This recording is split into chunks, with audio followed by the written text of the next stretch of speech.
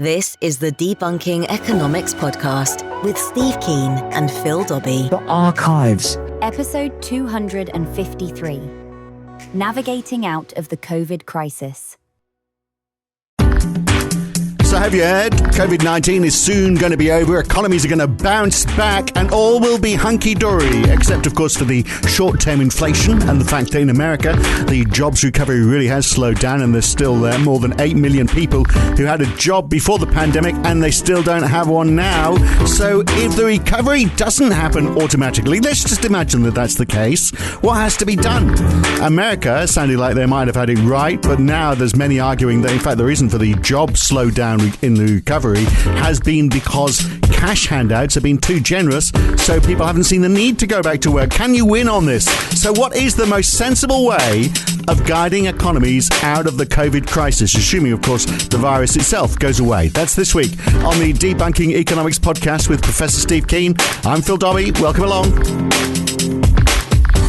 Well, if you read some of the reports from august bodies like the IMF, notice the hint of sarcasm in my voice there, we really are going to come out of the economic downturn from COVID-19 surprisingly quickly. The IMF expects UK GDP growth in 2021 to equal 5.1%, in the US 6.4%, France 5.8%, Canada 5%, Australia 4.5%. They're less because, of course, they didn't suffer quite the same economic hit as the rest of the world.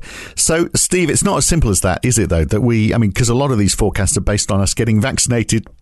Pardon me. There we are. There's a burp.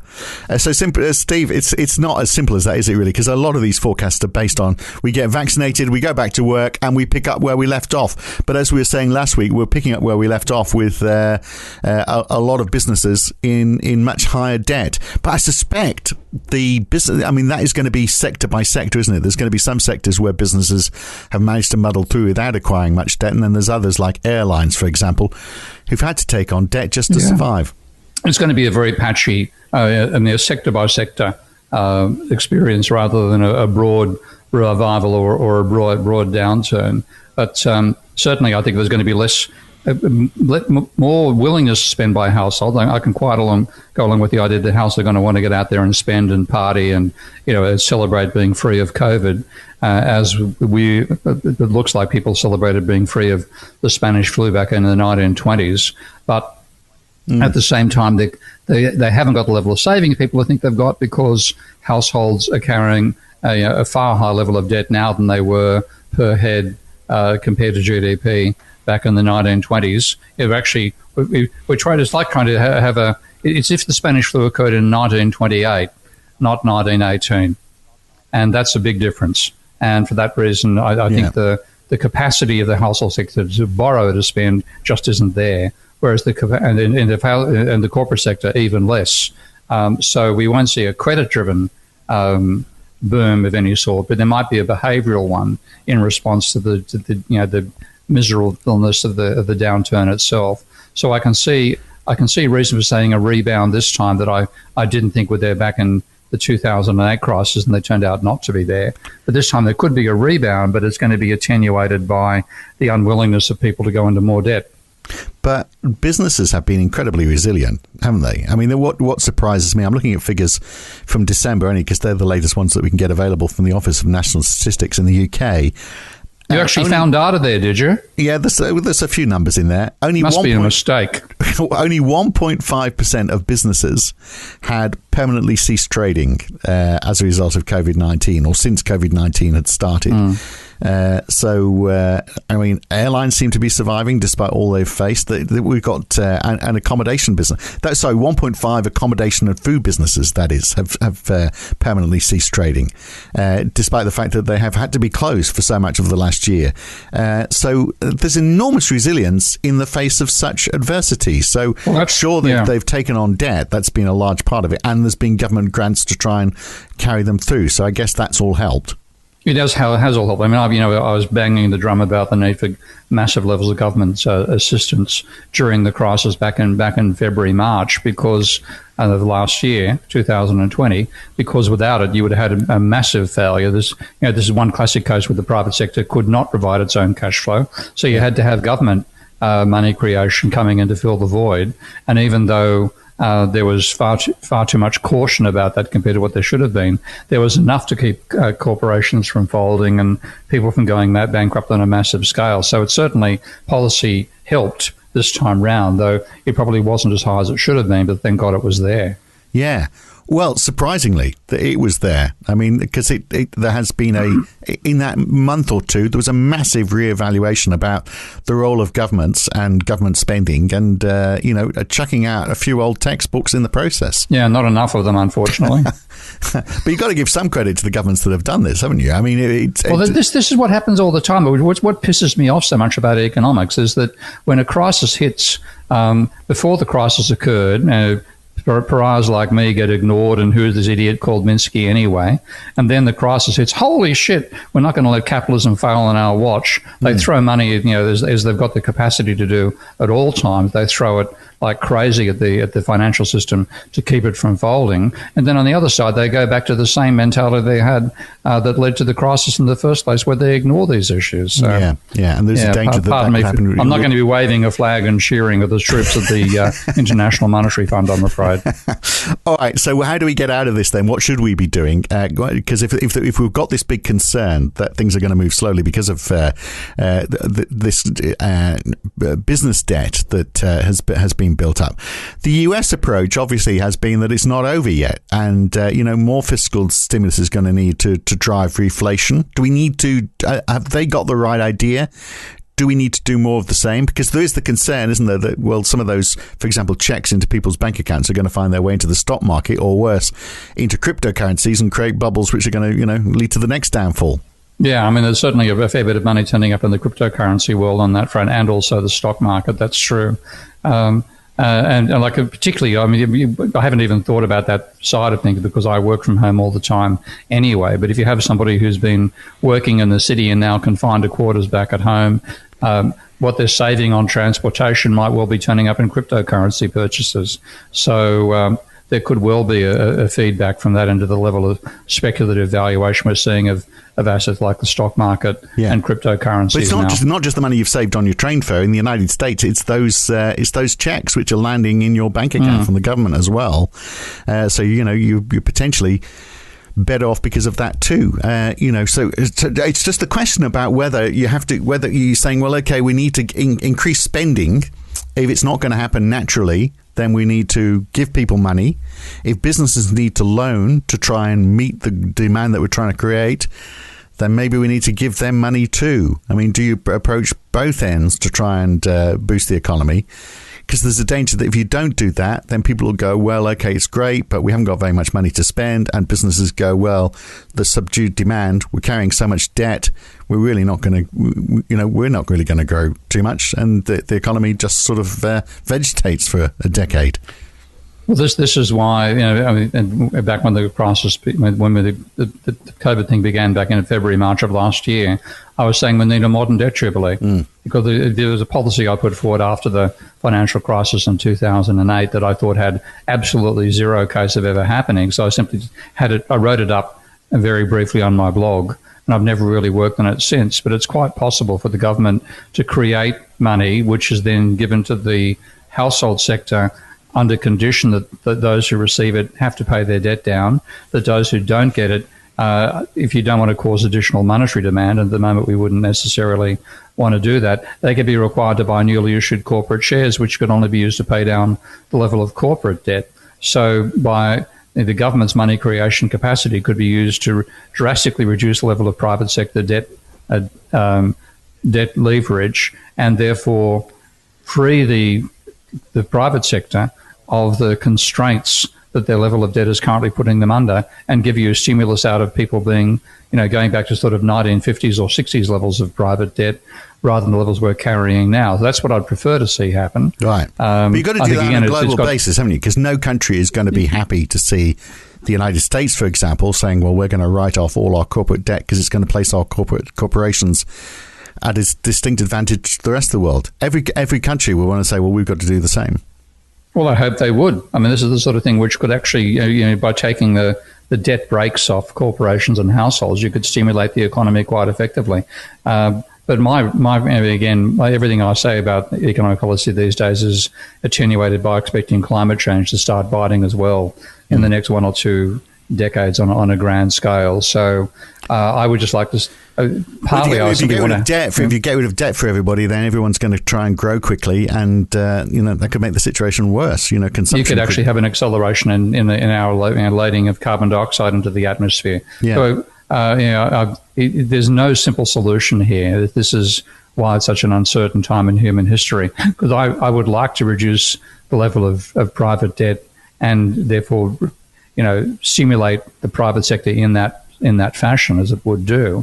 But I don't want to stimulate more carbon dioxide consumption. I don't want to stimulate further straining the planet's resources for the sake of human gratification. And therefore, I'm more thinking about policies which, if we tried them now, would be effective when we realise we've got a drastically reverse direction and go into degrowth. Rather than policies which would just be able to stimulate the economy now and do bugger all if we then find ourselves in an ecological crisis. So a debt jubilee, I'm sure a lot of our audience would be behind you on that. But you said it had 0% chance before COVID. It's now moved up. I'd say a 0.5% chance now. Yeah, I was going to give you 1%. But yeah. Oh, okay. Wow. Generous. I'm much more bullish than you are on this, but still 99% chance it's not going to happen. So then you get back to, well, what else can you do? Which gets back to the point. Do you need to stimulate that recovery? I mean, because the UK attitude, the US attitude, Joe Biden's approach is very much, well, we've got to build infrastructure.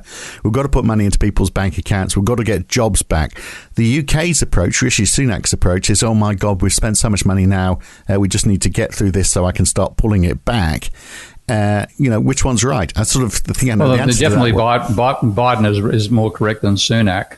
And the intriguing thing would be if we actually got two economies of that scale following different approaches at the same time before climate change jumps in and confuses everything. But we could well see that Sunak's approach leads to unexpectedly poor UK performance and Biden's unexpectedly good American performance.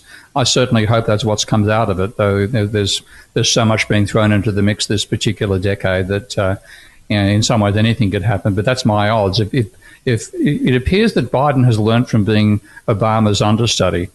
And also, I think he's probably liberated by his own age. He's not necessarily thinking in terms of a second term and having to guarantee, acceptability to the widest portion of the population. He may well go in for that stimulus setting just because this is my one chance and I've got to do it. Whereas Sunak, if he goes for, austerity again, then we could get a very nice comparison of the UK to the USA. In that time period. Yeah, by which time he will be, of course, Prime Minister of Great Britain. In fact, that could happen in a couple of weeks, the way it's going for Boris at the moment. But so the IMF, of course, is forecasting just that the US is going to grow much faster than the UK because of the stimulus. But similarly, they also expect the growth in the US to slow considerably. And that's what, I hear that from a lot of quarters as well, where people are saying, well, they're putting too much stimulus in, and they will pay the consequence of that as it starts to slow. So unless you keep it, because just as, if you increase spending, the moment you start to slow that spending, then that has a consequence on the economy, a point that you've made time and time again. Can't the same thing happen? Yeah. Can't the same thing happen with government spending? If you don't keep on doing it, the moment you start to cut back on it, you can have big consequences on the state of the economy. It's the rate of change of the deficit that has an impact that way rather than just the actual deficit itself. Yeah. So yeah, that can be an issue. And you talk about that for the private sector, but could it happen with public sector spending too? It's exactly the same money creation process. If a government deficit creates money in the same way that banks lending more money than they get back in repayments creates money. So and then if you see what's going to be the check on the rate of change of GDP, it's the second derivative of that process, not the first. So you can have deceleration turning up, even though you've got you can be going faster more slowly. Yeah. So its acceleration effect, which is therefore slowing down, can be a negative in your economy, whether that comes from the commercial sector or from the government spending.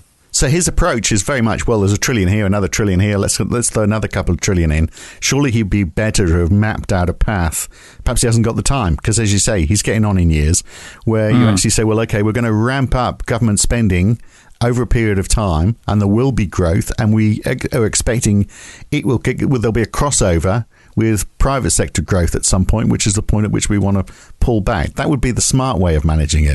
But of course, timing those things is rather a challenge. So, but overall, I think I'm definitely in favour of Biden's approach of running a larger deficit now and providing money to the private sector by doing that, rather than Sunak's approach, which is going to be, let's get our books in order, which is taking money out of the private sector. Yeah.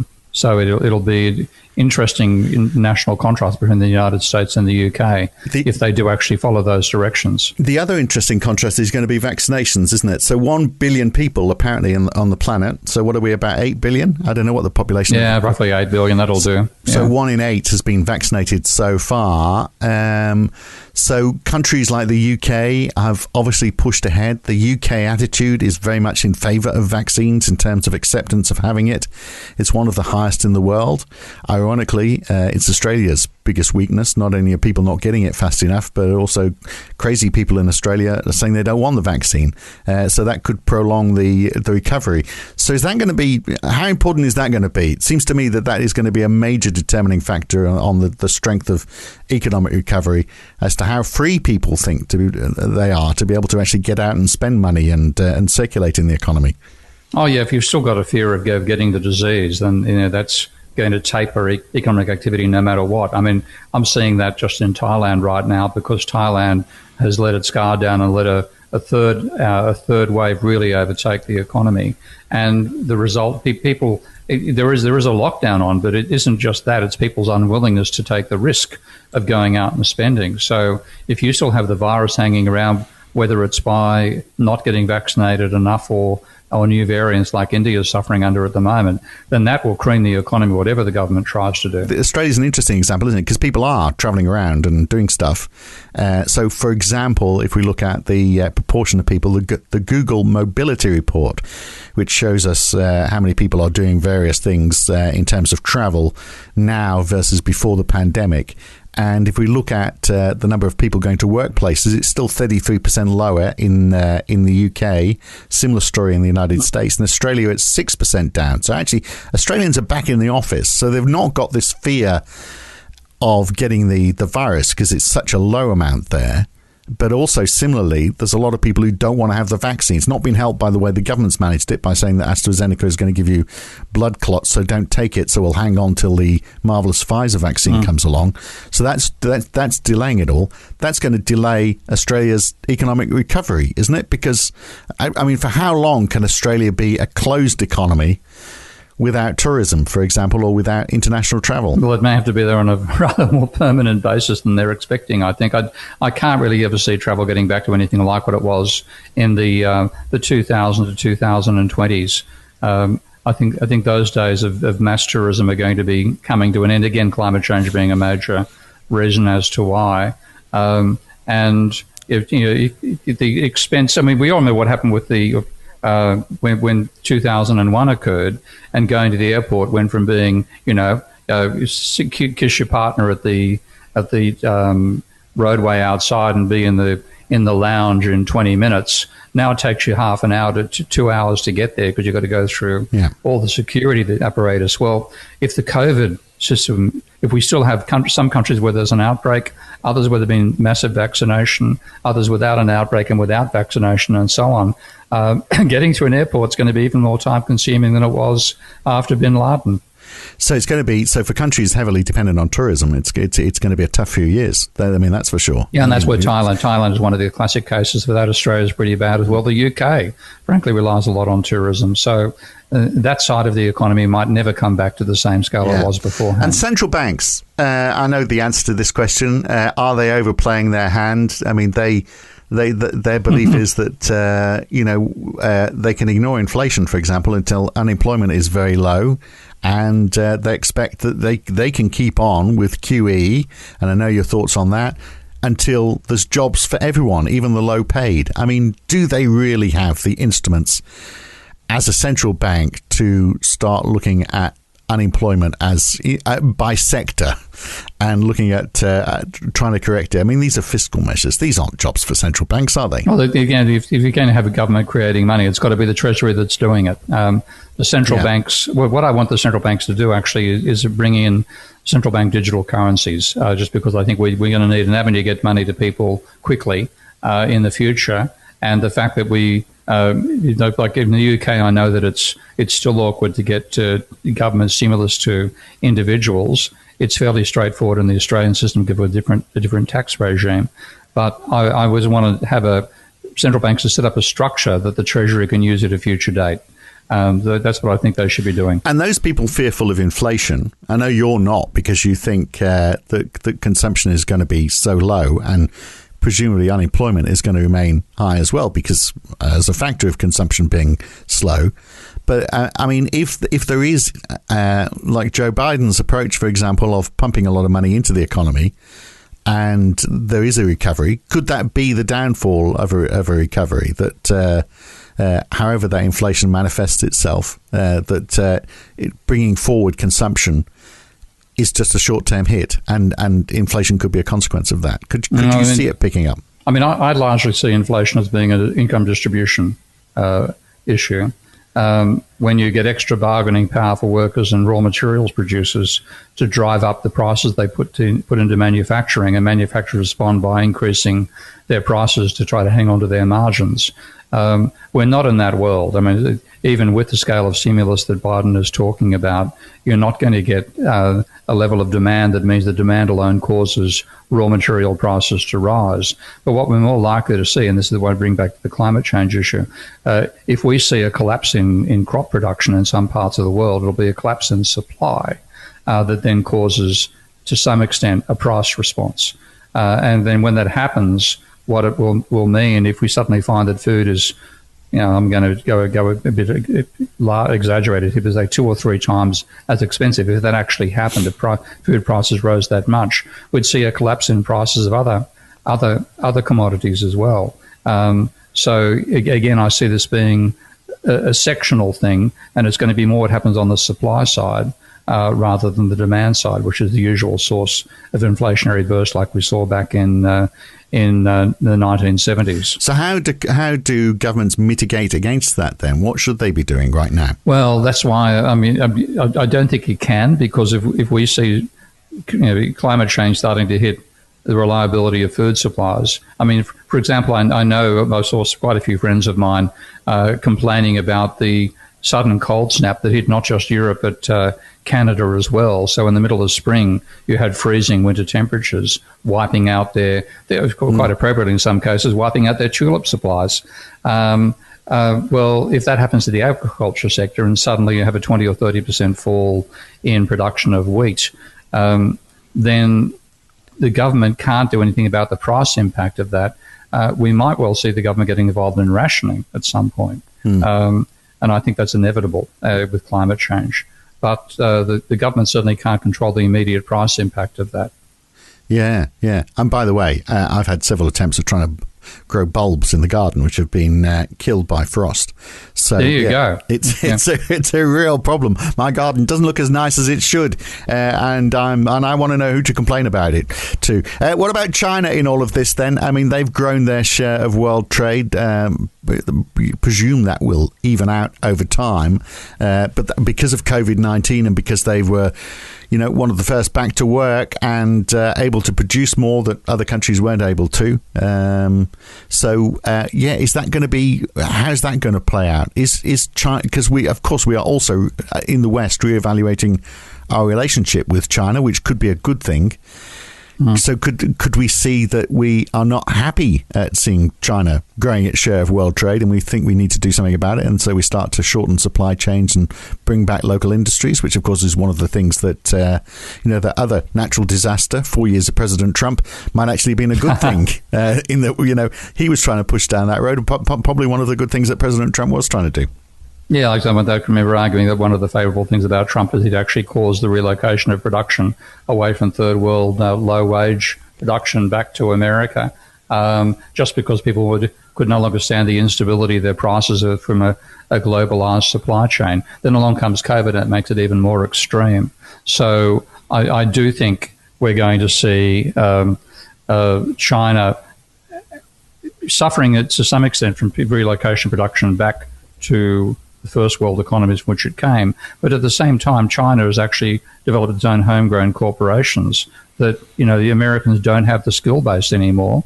In particular, they don't have the machine tool workers and the machine tool knowledge that China's accumulated. So, China will come out, has come out of this crisis looking a lot better and a lot stronger than Western economies, and that's of course being used by Xi to shore up his own regime back at home.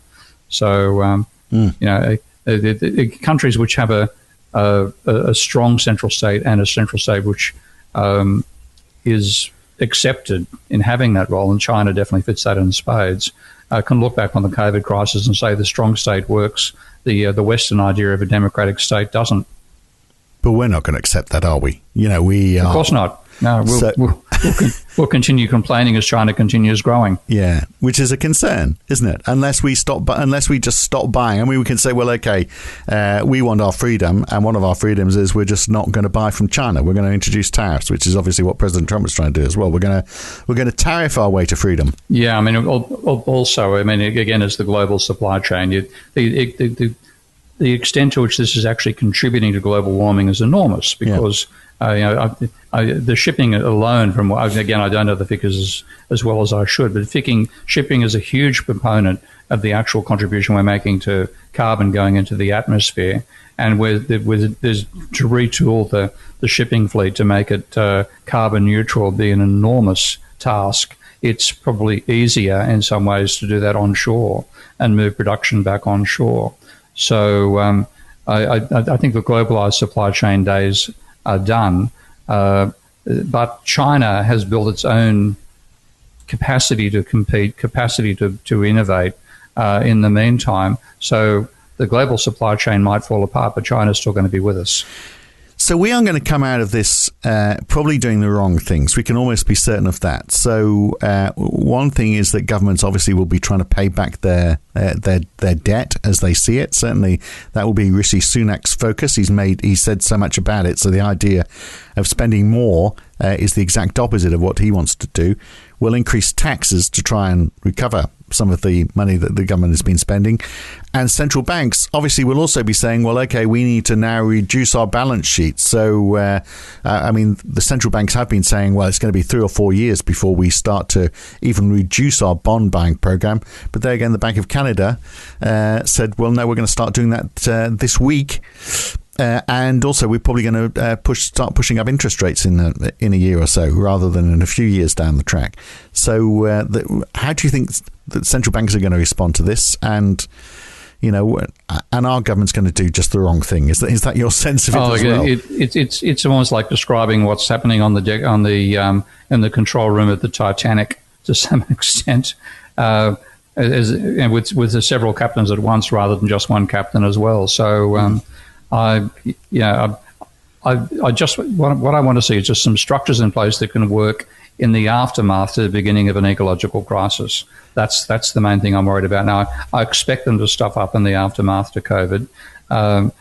Certainly, Sunak is likely to do a nice little theoretical proof of modern monetary theory, which won't go astray in the current environment versus Biden. But central banks thinking they're going to put up interest rates when the level of private debt is the highest it's been in history, with the sole exception of the 2008 level. Yeah, and particularly Canada with their housing debt. That would be an interesting experiment. Yeah.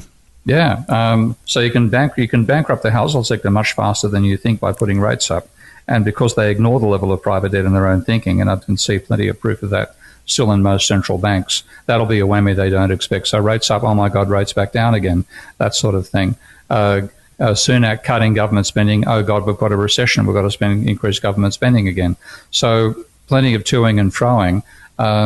The main thing, I just want to see central bank digital currencies created on a grand scale so that when we find ourselves on the wrong side of the ecological crisis and we have to cut back consumption and bring in rationing, there's a potential channel there for the Treasury to use through central bank digital currencies. And I'm still trying to figure out, aside from the dangers of climate change, what your thoughts are on what central banks should be doing now then. Because on the one side, you think, well, okay, if they keep on with quantitative easing, there's negative consequences of that. But if they pull back on quantitative easing, unless we change how government debt is issued, if they're not buying it, then we're going to get runaway